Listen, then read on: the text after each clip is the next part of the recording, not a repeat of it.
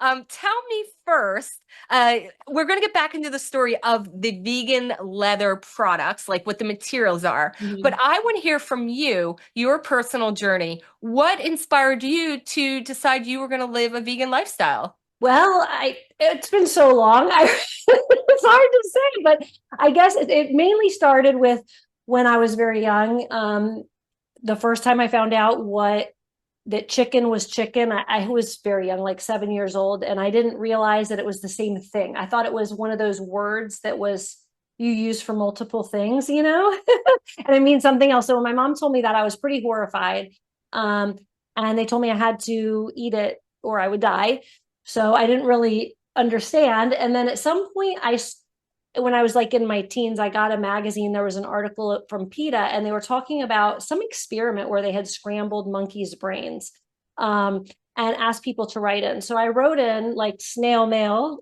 I think I was like 13 or 14 and wrote it in, mailed it in. And then I started getting, of course, stuff from PETA. And I started reading it and realized, like, oh, people don't have to eat meat. Like, that was just not true.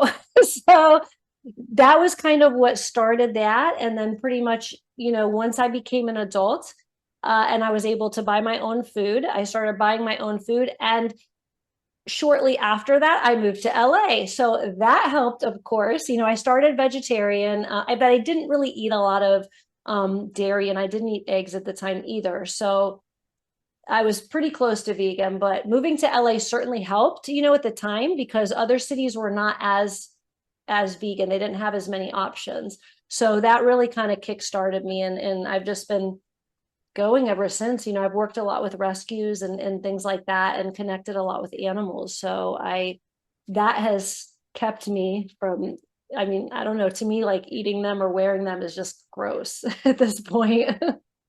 I totally understand that. PETA was also my launching pad to my journey. And I also discovered them when I was in my teens, about 16 years old.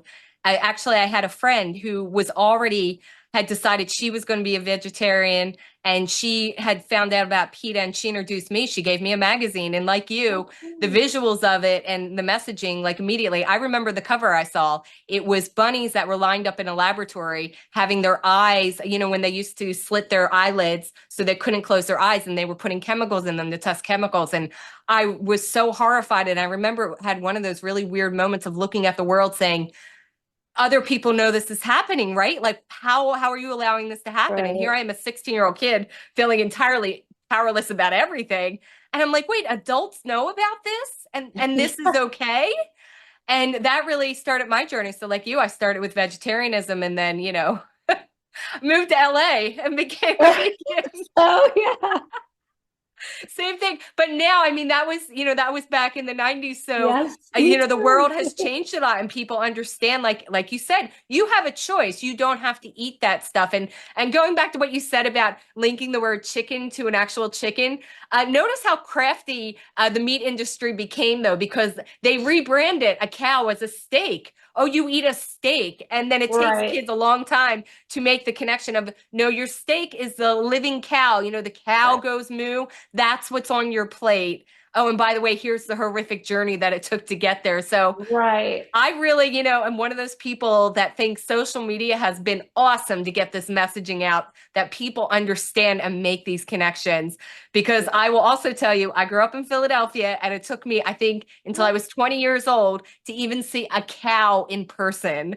And that really became honestly like a moment for me. I'm like, oh, farm animals are real. Like, I mean, I lived in a city. I didn't, and now we have so many more opportunities to make that connection. So I think we're growing as a society, and I love that. And again, I love seeing business owners like you that are like, yes, and I can start a business that totally supports my ethical and my mission and the way I live my life and, Mhm. do something for good. Oh, and also make an awesome living. So, let's talk about the actual journey for you about going from the idea of I want to start a vegan handbag line to like, how did you do it?